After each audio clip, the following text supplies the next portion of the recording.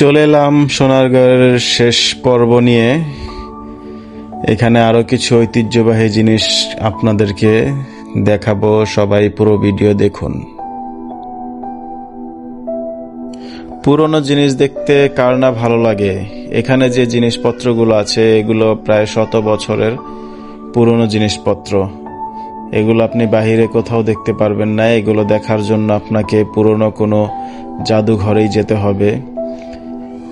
আপনি সোনারগাঁও জাদুঘরে এসে অনেক পুরনো পুরনো জিনিস দেখতে পারবেন, যা অন্য কোথাও নেই। খুব সুন্দর সুন্দর পরিদর্শন এখানে রয়েছে।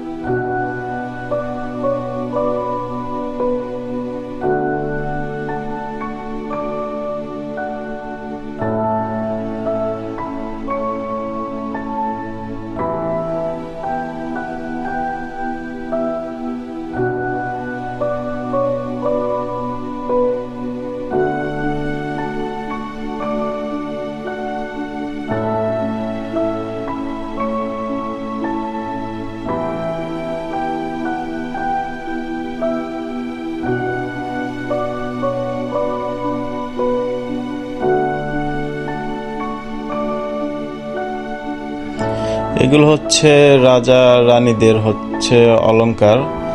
এরকম অলংকার এখন কেউ হয়তো পরে না। এগুলো কেমন অলংকার আমি নিজেও জানি না।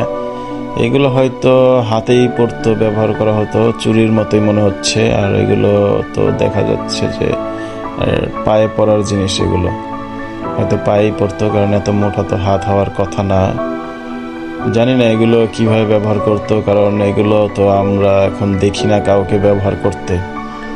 এগুলো সম্ভবত রূপর হবে, দেখতে মনে হচ্ছে রূপর মতোই। অনেক পুরনো, তাই কালো হয়ে গেছে, রংটা ফ্যাকাশে হয়ে গেছে, বোঝা যাচ্ছে না এগুলো কিসের তৈরি। কিন্তু অনেক পুরনো অলংকার, তা দেখেই বোঝা যাচ্ছে।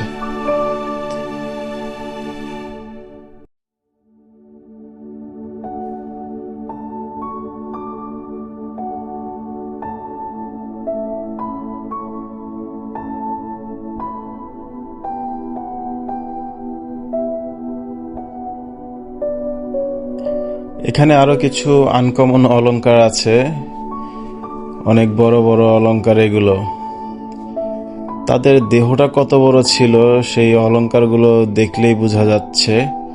অনেক বড় বড় অলংকার এগুলো।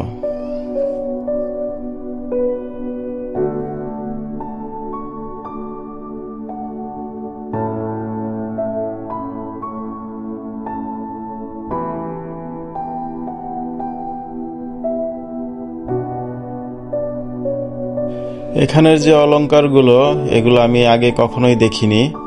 এখানে সেই প্রথম দেখলাম এরকম অলংকারও হয়।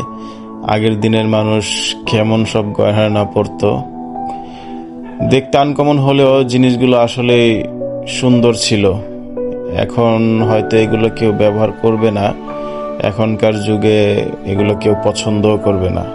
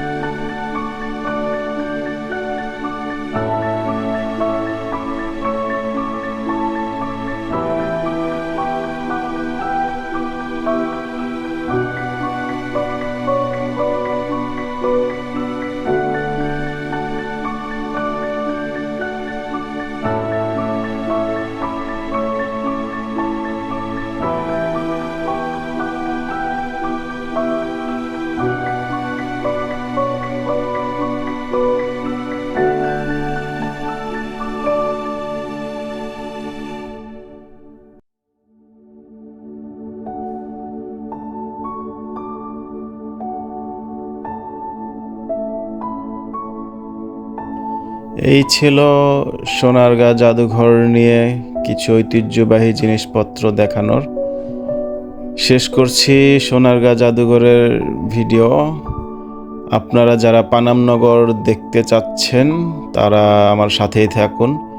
পানামনগর নিয়ে নতুন ভিডিও আসছে, সেখানে আরও অনেক কিছুই আছে, অনেক পুরনো বাড়িঘর আছে। ধন্যবাদ সবাইকে আমার এই সোনারগাঁ ব্লগ যারা পুরোটা দেখেছেন। 3টি পর্ব ছিল, পুরোটা দেখার জন্য সবাইকে ধন্যবাদ। তো পানামনগর দেখার জন্য সবাই সাথেই থাকুন। আসছে পানাম সিটি।